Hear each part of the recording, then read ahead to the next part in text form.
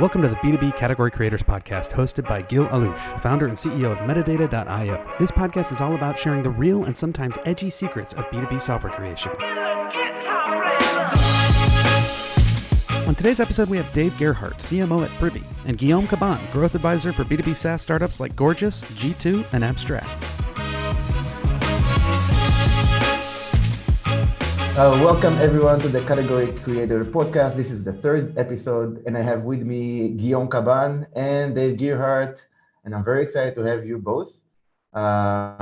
Maybe we'll just start by a quick intro. Guillaume, maybe you can go first. Tell everyone a little bit about yourself. You're actually a very famous marketer, but for the ones who don't know you, maybe a quick intro is good. Sure. Yeah. I'm a French guy. So that's not the sales pitch. That's 100% true. You can hear it. I do B2B marketing. I've been doing B2B marketing for longer than I'd like to admit. And I try to help entrepreneurs and companies at the inflection point. I try to really come in once you've hit product market fit, but you haven't found distribution and marketing fit, right? That's why I try to help, and it's worked out pretty well in a couple of companies like Segment, Drift, or Gorgeous most recently. And nowadays I do advisory with a bunch of great B2B SaaS companies. Wonderful. And where are you calling us from? Right now I'm in the south of France. I took a break from crazy California. I used to live in San Francisco, but you guys threw at me a pandemic, closed schools, crazy politics, and then fires. I was like, this is too much. This is like the crazy relationship. You're like, I'm out. I'm taking a break from this. Call me back when things go better. Good. This is where you should be. Get out. Yeah, definitely. Yeah. There's no way I'm paying that much taxes in California for the situation that's happening right now. Dave, how about you? Would love to get a little bit introduction about you. Yeah, my name is Dave. I'm the CMO of a company called Privy. We're in the e-commerce space. And before that, I was VP of marketing at Drift, was there for 4 years, have spent the last decade at HubSpot and Drift, kind of have only focused on B2B marketing by chance. And this is kind of now what I love to do and love to talk about, and have worked with G and gotten to know him over the years. And, we've kind of been like a little bit of, we like to trade ideas back and forth and have a little bit of like a yin and yang type thing, which is pretty nice. So tell me something that no one else knows about you outside of category creation. Tell me something. Guillaume, let's start with you. I want to hear, I heard from Goddard, the CEO of G2, that he went to jail. That was an interesting story of hearing the story, what he did when he was younger to get one night there. Tell me your something that no one knows about you, Guillaume. I'd say I did more Boy Scouts than most people, and I calculated recently how many times I've slept under a tent. You know what's the answer? A year and a half. When you aggregate it, I spent a year and a half sleeping under a tent by the age of 20. All right, so a meaningful part of my life was spent outdoors, and I think it's connected because I spent a lot of time finding solutions, creative solutions to actual problems I was having there, right? And that's been the defining thing of my life. Like I like solving problems, complicated problems, in a way that most people you would usually give up. That's my thing. What I would give to get a glimpse of Guillaume Cabane in Boy Scouts A/B testing solutions. That's awesome. That is it. There were some failures. That. Dave, what about you? Not that interesting of a person, honestly. Like nobody wants to hear like, I like to play golf and I like to work out. Nobody likes that person, and that's the truth. But I'll give you an interesting story that I never shared before, just because we're talking a lot about Drift today. And so one time we got this interview at the New York Times, like the New York Times in like a print, like they said, hey, come to New York with David, the CEO. And we're doing a feature in the New York Times for this CEO corner office thing. We get down there, go out to dinner. Night before, I'm in my hotel room, stomach bug, like the worst night of my life, stomach bug, worst night of my life. The next morning, he's like raring. We were going into the New York Times to do an interview. Like it's insane. Everybody dreams of that. I went out to like the little corner store, and I had to get Pedialyte at like 6 a.m. And like I just was a mess. And I had to sit through that. I had to sit through like this moment, the photo shoot and the interview at the New York Times, just thinking about how am I not going to throw up? And the CEO is here with me right now. I love that one. Oh, that's hilarious. I wonder if it was just a stomach bug or you just got shit. No, I wish I would have done anything in that moment. That is a funny story. I hope that went well. That's very cool. And you're talking about drift. The next episode we have is going to be with Henry Shook from ZoomInfo and David Cancel from Drift. So it's nice to kind of have the same family. I know that Guillaume has the crazy scientist persona. What's yours? I know that your posts are very authentic and genuine, but what's the persona that you're taking?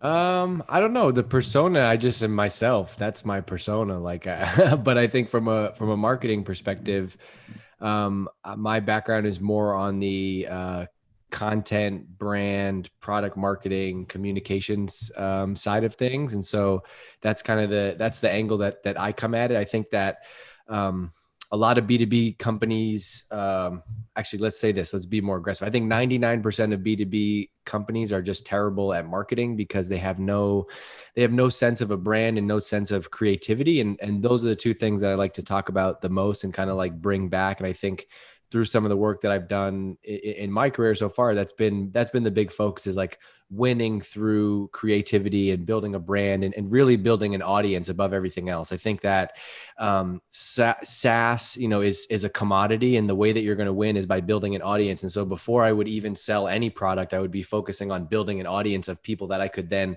sell to. And even if you can't sell to them, you can learn through that audience. And so for me, if I sum it all up, it's really like not content, product marketing, community, social, all that stuff. It's like building an audience. I think that's the thing that I think I've really focused on and learned how to do over the last 10 years. It's pretty amazing because like when you look at DG and myself, like group us together like at Drift, and it's really a kick-ass team. But like if you take a step back, the learnings I have from being a few years at Drift with DG is that most B2B SaaS companies, the marketing is not creating any value. It's there, it exists, right? But it's just like it's just spreading the core message of what the product actually is, just facts about the product and some empty promises, right? And that, which means you're only winning through the product. You're not winning through marketing, okay? And if your product is great, that might work, but the marketing team is not creating extra value. And I think the core difference at Drift, especially in the early years, where the product was good, but like, was it so much better than all the others? Like, debatable. But the marketing was creating the value, especially early on. I think there's a difference between marketers that capture demand and those that can create demand. And if you can capture demand and create demand, that's the dream combination, which is like you can make something happen. You can create an event, a holiday, or whatever that thing might be. I think that like the harsh reality of B2B marketing is that I think a lot of B2B marketers couldn't actually do marketing if they actually had to sell a product. And so if you plugged in a B2B marketer at a e-commerce company and you said, hey, you got to sell these hoodies online, I'm not sure that they could do it because you're missing that like direct response skill. And one thing that I focused on the last 4 or 5 years, especially through the Drift journey, especially through David and the team at Drift, is like really focusing on copywriting, psychology, how people make decisions, and letting that kind of ground most of the marketing strategy, and then applying the tools and technologies, on top of that. And what's interesting about like G's background is he's super technical, super like, growth, like thinking about things that I can't even, my brain can't comprehend. However, we actually initially connected over this shared love of Robert Cialdini's book, Influence, which is like the most important marketing book you could read. And so I think it's cool to think about like, you can come at it from both sides. It's not just like, oh, because, he's a brand person, he thinks about psychology. I think that's the number one thing. And so if you can study that, that book was written in 1986, or go back to 1924. Claude Hopkins, Eugene Schwartz, Scientific Advertising, or Claude Hopkins, 1924. That book was written 100 years ago, and the lessons in that book are still, applicable today. That's what is the most important piece to study. Bringing consumer marketing almost like the Don Draper, the Mad Men kind of psychological, and you're attacking it from that angle. And Guillaume, you're attacking it from the numbers and quantitative and technology point of view. What I've learned about G's take on things is there's things that you can read, about, he's much more focused on what things can I read about my potential customers and how can I be there? And so he focuses a lot on intent, right? Where that might be, how do I match the signal of what somebody might doing based on some piece of data that you have. And I think that's if you look at a great, direct to consumer brand today, they're actually great at this. They do both. They blend the creative and data really well together. And I think if you break down the piece of it, G's not the one creating, he's not creating a beautiful designs. That's not his thing. But I'm not, that's for sure. He's wiring up the systems to do things at scale that, most people would think that I have to hire a team of 50 people to do. And because look, anybody can close the leads that come to your website, click on the get a demo button. Anybody can close those leads. Anybody can close the, the hand raisers. It's all of the in between that really make or break you hitting the number or not. And I think that's where G has a unique skill set in finding those people. But the truth to be told, the thing is, and I think that's where we had this magic combo at Drift. I need to have something to capture. All right. And in many companies, you don't have the DG and the rest of the marketing team that he had to create the category, create the community, create the intent. And so there's nothing to capture. And often people come to me and say, hey, I want the same playbook. And I'm like, you don't have an audience. No one is looking for your thing. No one is expressing intent. It's not the right playbook. You need to create the market. You need to educate the market first. If the very first thing that you do, that's why G said, how did you describe the types of companies that you work with, G? Stage wise? The inflection point. Inflection point. So he's not at zero because Never.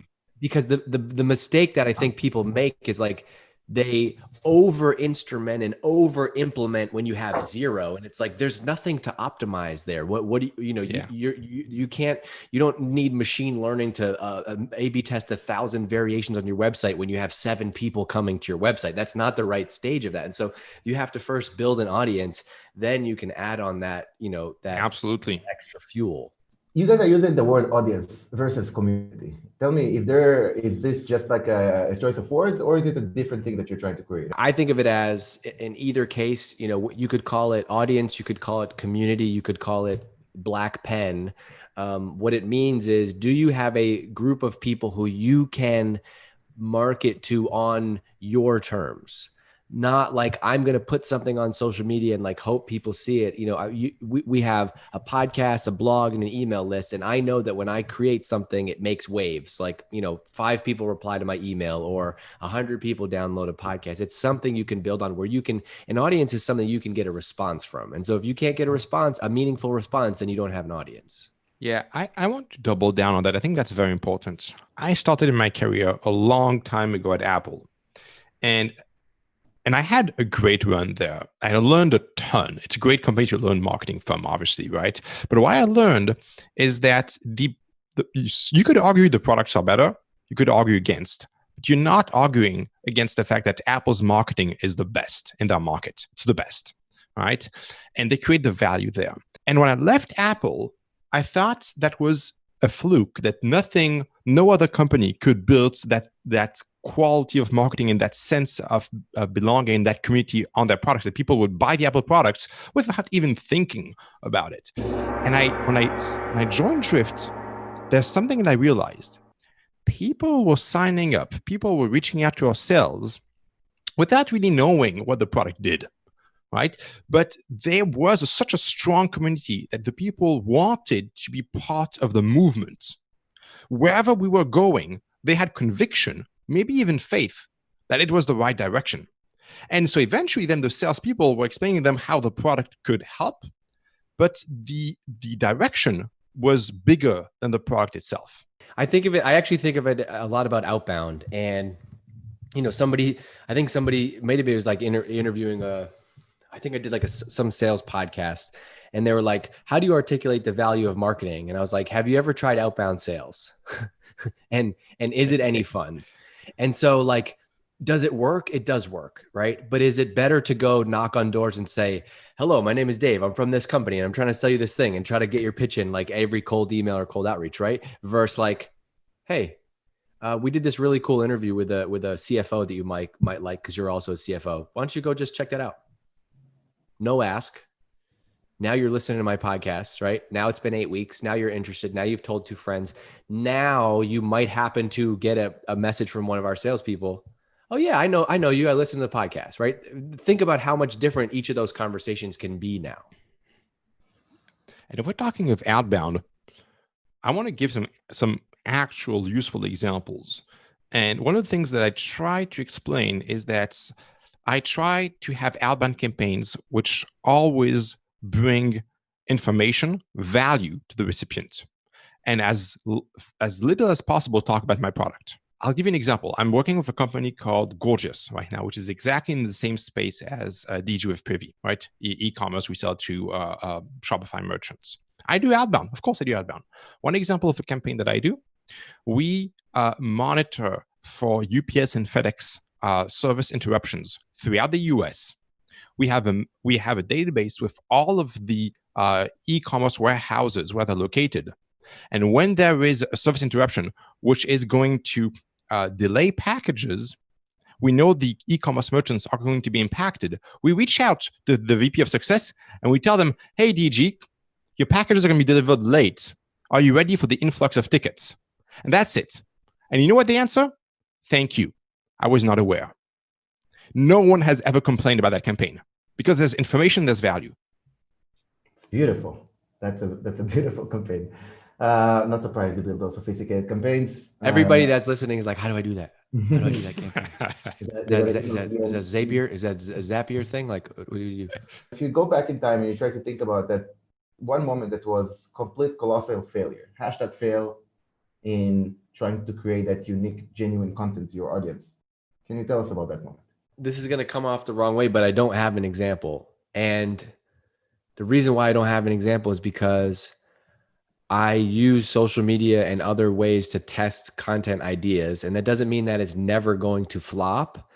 It's just been a rare, this is all very meta, because it all comes back to this idea of building an audience. If you have an active and engaged audience, you should always know what to go and create for them. And so like, I can't think of one campaign. I've failed 1,000,000 times, but they've been small failures, right? They've been because you can test. And so like, because you're always listening to your audience, because you have an audience, right? Then you're learning what content to create. Okay, so hey, this started off as a LinkedIn post. I'm going to expand on it and make it a podcast. Whoa, that podcast is really interesting to people. I'm going to go try to give that as a talk at the next thing that I'm speaking at. That's how you mitigate the risk of like the big reveal versus like, we got this idea. We're not going to share it with anybody. We're going to go silent for 12 weeks. Like, I think I'm always about like sharing what ideas you have with your customers, with your audience. Like, here's an example. Let's say you have an email list. You've been building an audience. Let's say you have an email list of 5,000 people that you've built because you said, hey, we're a startup. We're going to start doing this podcast, B2B category creators. And I don't know a lot about your company, so I'm just making this up, right? So like, we're going to do B2B category creators podcast, and we're going to have the blog, and we're going to do that for a year. Now you got an audience. It's not huge, but it's, 5,000 email subscribers and they're pretty active, 30% open rate, whatever. Now you're thinking we should do an event. The way that I would de-risk that whole thing is I would literally make a podcast episode and email my list and be like, so my boss sat down and he said, we should do an event this year. And here's what I'm thinking. Which one of these 2 events would what would you want to see out of an event, and who would you want to speak at the event?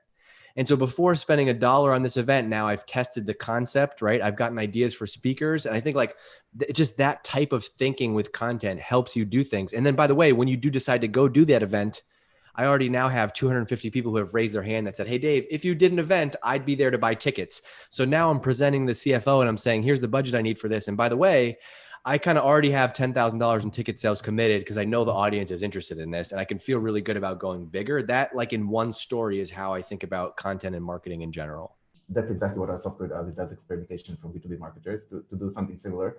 There are two schools of thought. One of them says, yeah, you go with experimentation, A/B testing, multivariate testing to death, and you really narrow down and fine tune to where you should go. And I think it works for me. I'm a quant, and that's kind of how I base the company. However, there's another thought that you should really make a big bet and go full force. And actually, that bet is going to create. We're talking about creating demand, creating intent. It's going to be so forceful that it's going to make a big difference. It's like a big bet, but the huge exponential wins. What do you think about that? When you do those experiments or those big bets, people often forget to evaluate the costs of trying, which leads to cost of failure. And what is the impact? And so I think I'm not against big bets. I love big bets, but I think you can break down the hypothesis of the big bet into a few MVPs. As DG said, like, is this the right content? It doesn't mean that the conference is the wrong idea, but maybe you should change the content or the angle. So you got to break down your big bet into a series of sizable chunks of testable hypotheses. And if you can then de-risk those 4, 5, 6 meaningful hypotheses, then you're good. Then you now have enough confidence that you can do the big bet. Yeah, I think that's an important point from G, which is that's what the best teams do. It's not, hey, Gil, you're the CEO, you ask us to go create this thing. Okay, first thing we're going to think about is what do we know about our audience already that we can use to just hedge a little bit. And I think this is the importance of the whole thing. However, when you know your audience well, it's easier to feel better about taking bets. I think it is important to I understand the importance of you guys are more, you're not more, you are quants and I am not, right? And on that side though, I think there's something just having conviction about an idea, right? Which is I don't have data to test this. However, I just have a feeling that this is going to be a topic that's going to resonate with our audience. And you earn the right to test those things when you've had success in some of the other areas. And so I think if you're just going to go into something blind and cold for the first time and make a huge bet with no data, then of course, hell yeah, that's going to be a disaster. But if you've had a ton of success over here and you're like, hey boss, I want to try some crazy shit now. They're like, all right, cool, do that. Go and do that. And it is important that this marketing thing is data and science for sure, but you have to have some gut and some instinct with it as well.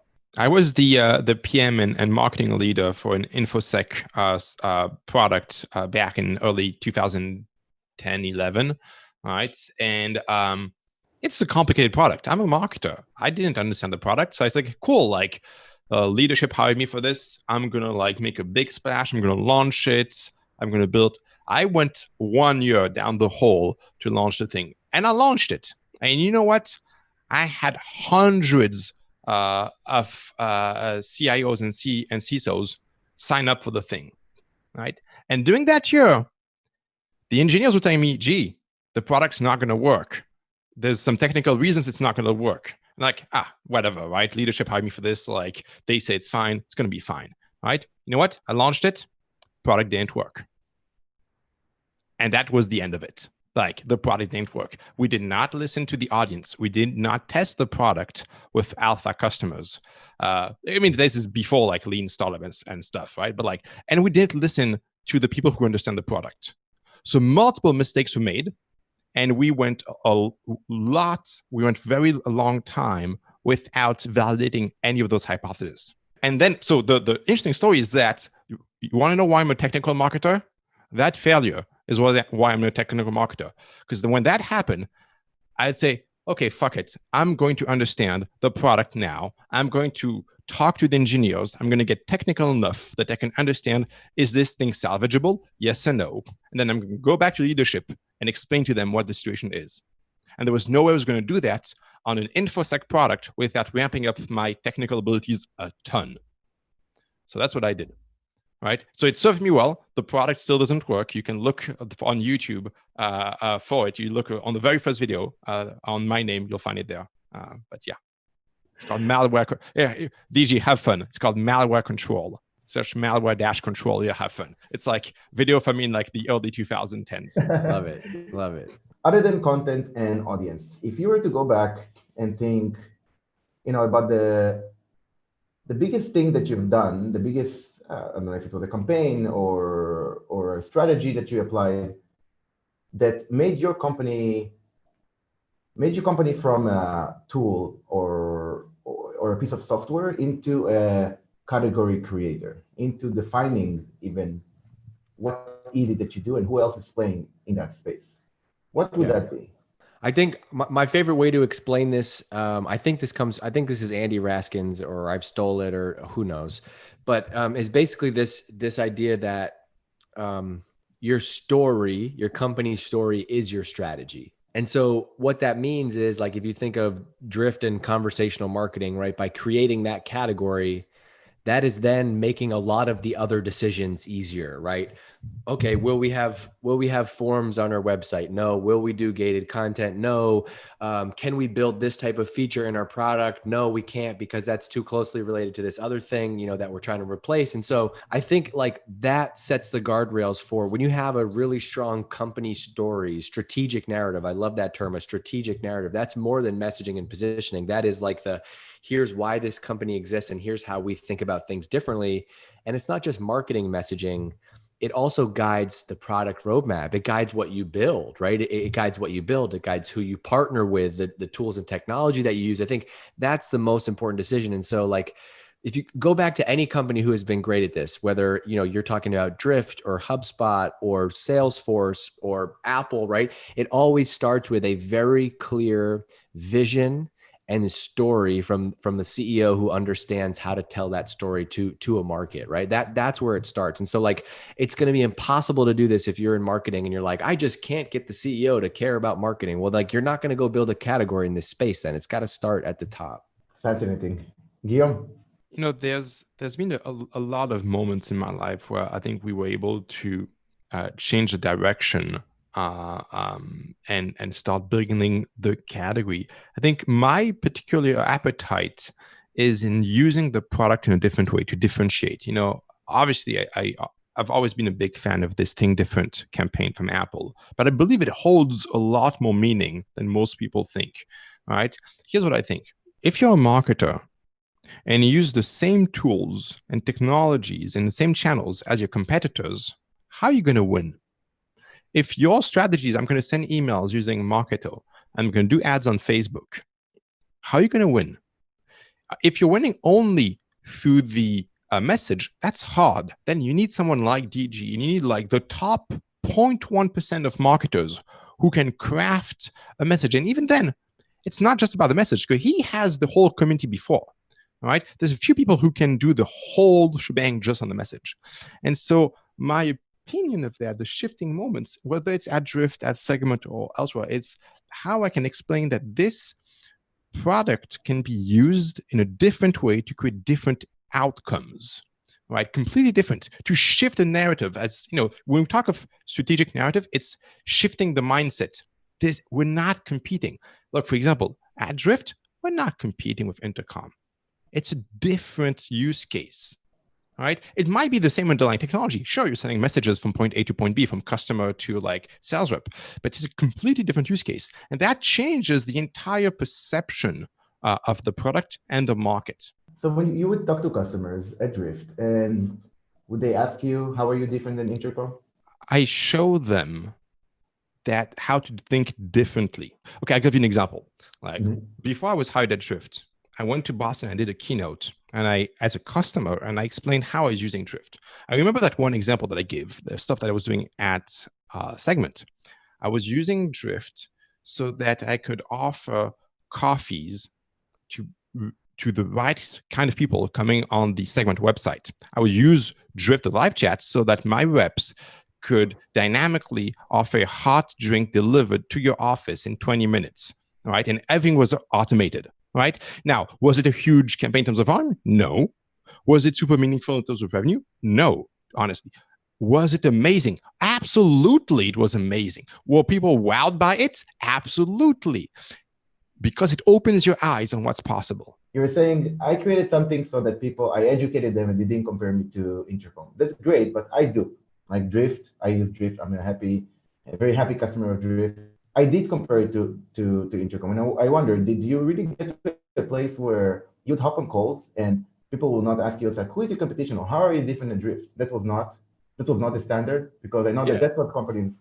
It came up, but this is like, look, you can't just have marketing. You have to have a great product. Because like I could tell you that it's different, but if it's not different, then it's not different. I could tell you that it's different, but you're going to have to actually go in, and then we're going to have to match up that vision. And so this is why, going back to the top of that story of strategy thing, how are we different then? So, what is going to be the defining thing? And the wedge that we created was, we're going to focus on sales and marketing, right? We're going to be the first people to really focus on sales and marketing. And so that then drives the prioritization, system for like what we're going to do. So should we do this thing or that thing, or this thing or that thing? We're going to, okay, well, which one is for salespeople? Okay, so we're going to do that one. And that's how you do that. You have to be, the marketing and the product have to match. If I have ads that say like, hey, come in, this is the world's comfiest jacket, and you come into my store and you put on the jacket and it's not the world's comfiest jacket, then damn it, then you can't tell people it's the world's comfiest jacket. There has to be a 1-2 punch. It's very insightful what you said. You said we focused on sales and marketing versus Intercom, I guess, more support and success, or maybe even product. And you said every decision, hey, you're going to be around those. Is there something else that was decided in? On that thought though, like that was important, right? It was sales and marketing. It wasn't like, well, in this app, the way that you share is you right click, and in this app, the way that you share, it's very easy to. I hate playing from a competitive standpoint, I hate playing the feature war. I never want to play the feature war. If I have to send you a feature chart about how we compare to X, then I haven't done my job as a marketer. And that's kind of the mind frame that I take. That's a very important comment, and one that our listeners are going to read. And so let's do a nice cheer and take a little break. Yeah! I think you got to realize that, I advise a lot of companies. And so I see a lot of sales flows and a lot of sales teams. I think creating the marketing, the vision, the pitch is super important. Making sure everyone who's talking to the customer is aligned on that story might be even more important. And so many companies don't do a good job there. All right. I don't have it with me here, but I do remember that every time that there was either a future launch, or a new vision, a new way to pitch, a new presentation, new vision, DJ and his team would print out a 1-pager, right? And that would explain, and they put on the desk of every salesperson at Drift, right? Wow. And so when they had the calls, they had the reference sheets of like, what is the pitch? What's the story, right? And that, I think, is really critical to the alignment in the company. And so many SaaS startups that I have, you listen to the Gong recordings, you have 5 AEs, you have 5 stories. And that is not category creation. Yeah. It also has to work, right? And so like, it's not like we knew something about training sales reps to get everybody on the same page. It's not like I made a prettier, laminated sheet that we put on people's desk. It was like, they were using the product. They were demoing the product. When they showed the right stuff with the right use case, it was awesome. And so that makes it easier to want to share that message. And so like, goes back to, everything has to be able to line up. It worked. And so therefore, if it works, the reps think, this works. If I use this pitch, I'm going to close more deals. If I close more deals, I'm going to get paid more. If I get paid more, I can buy a house. Like that's that whole progression. How do you measure yourself? What's your North Star to know, to think that you're actually making good progress? Want to do it together? Yeah, revenue. Revenue. Period. 100%. Always revenue. Because like, here's a part of this. Like I got to do a lot of like creative, random, one-off things, but that was because revenue was growing. Like nobody was like, wow, man, DG came up with that cool billboard. We haven't gotten a new lead in 6 months. Like it doesn't work like that. And so you have to first be able to deliver. And I think ultimately, the thing that is great about G's setup is like, everything's going to be measured. If he could have it his way, he would measure every one of my tweets, directly to revenue, and we'd really be able to quantify it. But I think that I do.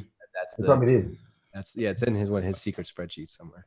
That's fascinating. I mean, revenue, of course, for B2B, and if I guess if you do really good attribution, that you can really claim it. I couldn't agree more on the, when you're generating pipeline that closes, then you can experiment with new stuff. You can be creative. You know that. We should go one level deeper on the revenue thing, because like I think at some companies it's easier to measure revenue. Like if you sell hoodies online, it's easier to measure revenue because everything you do is direct response, and so like it can be harder. However, your job then is to go and find the leading indicators to revenue. And so that could mean, pipeline. Okay. If it's not pipeline, then it's meetings. If it's not meetings, then it's leads. If it's not leads, then it's traffic. If it's not traffic, G's telling you that some industry intent signal is way down, and holy shit, that's going to mean in 6 months, pipeline's going to drop, right? It's got to be some type of thinking like that. It's got to correlate really well with what's going to happen when the revenue hits, right? And so why are we doing that? What are we trying to avoid? By pushing for metrics that are tied to revenue as much as possible, if not directly revenue, I'm trying to avoid vanity metrics where the marketing team can succeed while the business is failing. And that happens. Yep. There's many companies where that happens. Of course. Some marketers are being educated maybe that vanity metrics are important, and they can somehow correlate in an indirect way your vanity metrics to the fact that your ACV is going up, and so on and so forth. I don't personally believe in that approach, but that's something that is becoming more and more popular. Hey, don't measure the leads, don't measure the meetings. Like it's there's a different way of calculating it. How do you tackle that? I think people misinterpret that, like, don't track leads, don't track traffic, don't track subscribers. You need to track all of it. Those are all those are all inputs that you need to understand. Those just might not be the thing that you should present to the board about, or in the, executive meeting. You have to know those things. Like, if you run a restaurant, you don't just know about the food, you know about the people that you're hiring, the security, the cleaning crew. You got to know all those things, but you don't have to share that level with everybody. What experiments do you run other than content, other than audience? Things are going well. You're generating revenue. You're generating pipeline. What kind of experiments do you try to differentiate, to try new things that are not linear, like some exponential value? I think I want to share like 3 good experiments that I remember from my time at Drift that were really cool. And I think it started by understanding what were the friction points in our discussion with customers. I had identified 3 with the team. People were wondering, like, is it going to look good on my site? Then people would wonder, this chat conversational marketing thingy, I don't need it. I'm okay with forms. Like, I have good performance. And the third is, you say it's going to like double my click rate or double my engagements. I don't believe it's going to have an impact. So we had those three things. What did we build? For the first one, it's not going to look good. The team built Drift Test Drive. Like, input your URL. We're going to show you how it looks on your site, right? So that removes that friction point. For the second, we built something called Get My Response Time, where you would enter your URL, and then we'd have a freelancer who would submit a demo request on your site, and we would measure the time that your sales team took to respond to the demo request, and would measure you against the industry standard. And if you took longer, we'd say, hey, Gil, your sales team is taking like 3 hours. If you move to 5 minutes, you would have that much more conversions. And for the third, I don't think it's going to have a big lift. We built the ROI calculator. You input a couple of like metrics, and it spits out the impact in revenue for you based on your ACV, your product, whatnot. So we're removing friction elements so that eventually when somebody walks themselves through those 3 experiments, and they get to the AE, they get to the sales team, they're already convinced. They're already your champion. Yeah, well, that approach is important, right? Because it's like, if you just have a website that says start a free trial, or if you just have a website that says contact sales, those are the dream leads. Yes, you should always have that. You should always have a Metadata.io, get a demo button or whatever you guys have on your website, right? But there's only going to be that you're not going to be able to consistently grow that group. There's just going to always be that group of people, hand raisers, right? This goes back to, I think, one of the greatest lead magnets of all time is HubSpot's website grader, where they didn't want to get you in the funnel. They said, hey, you got a website. We're going to tell you how it performs. We sell to small businesses. They don't really know about websites. So we're going to spit out a report, and it's going to be like, ooh, you need to change this. You need to change this. You need to change this. And by the way, we can help you. That's why those 3 experiences matter. The most important thing in marketing, in really any go-to-market strategy, is like stages, understanding the stages of awareness. And so people who already know you, who are super fans, give them the fast lane. They can go right, they can get a demo, right? What G's talking about is building up experiences to grow your funnel beyond just like contact us to start a trial. I think that's amazing. What you're revealing here are ways to handle the objections before the objection arrives in the digital experience. And what process did you go through with your sales and customer success, perhaps, to learn that those are the top 3, friction points? Well, I think this comes back to the beginning. It's like we knew those things because we had an audience. And so when you're always putting out content to that audience, you're learning, and we're like, wow, we hit on something. We came out, we started talking about no forms. And when we hit on no forms, like the response to that was crazy. We got, people were just like, yes, take me with you. I don't know where you're going, but I'll go. And so like, you just have to keep building on that. So we're like, okay, if we have this one kind of, paradigm, this no forms thing, what would be like, how can we create on that and keep bridging that gap for people? And so we already had that kind of message out there. And so how do we deliver on that experience? So let's keep testing. Okay. We keep telling people that speed wins.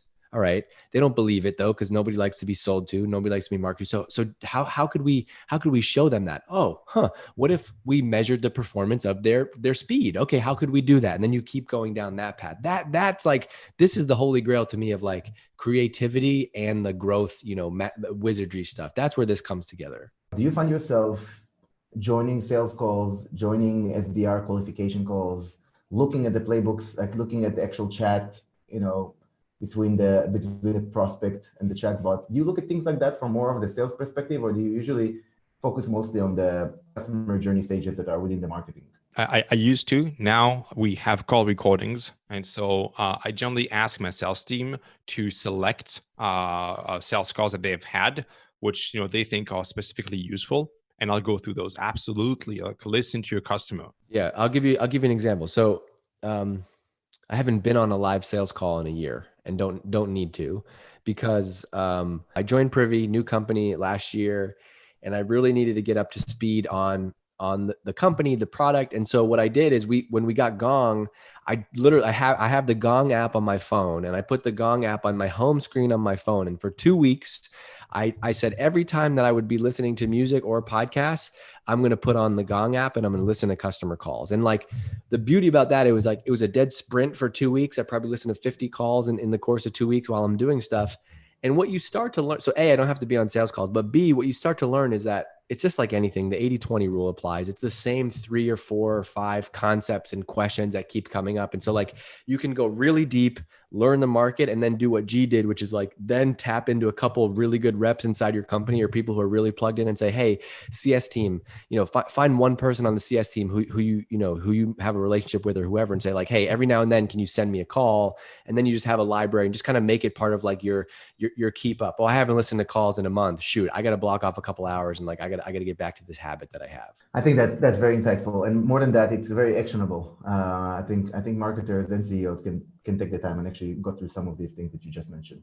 Is there anything else that you would like to tell to our listeners before we finish about something about category creation, something about creating a unique company? You said a lot about being genuine, authentic, constantly testing. There's a lot of learning on that aspect. Is there something else that is a unique truth that you've experienced that is not not talked about on Faster and TechCrunch?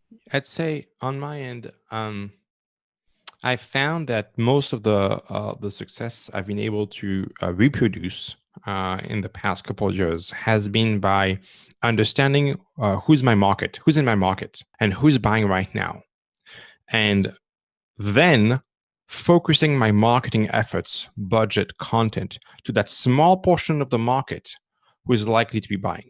I think there's really 2 things. You have DG and like all the amazing brand marketers who are doing long-term education and category creation. But on the short term, you've got to go after the 10% of the market for this month, which is likely to be willing to listen to your message in a way that they're going to buy. If you spread your marketing efforts in dollars on 100% of the market, then it's too weak of an effort. This is where alignment with the whole management team is so important, because what happens is like, especially in the early days of the company, it's like, no, but we're not just for that segment of people. We're building a game-changing, revolutionizing platform that applies to everybody. And it's like, great, you can work up to that when you are Salesforce, when you are HubSpot, but like you have to pick a wedge, and who is that core persona that's going to deliver the goods on an MRR perspective today? Mine is just like, think for yourself. And that seems like a very corny, like aspirational thing, but I like, just don't follow. You will do better if you just don't blindly follow what happens in B2B marketing. Just think for yourself, what is the goal? How do we get more people to buy from us? If you were not a B2B SaaS company, what would you do?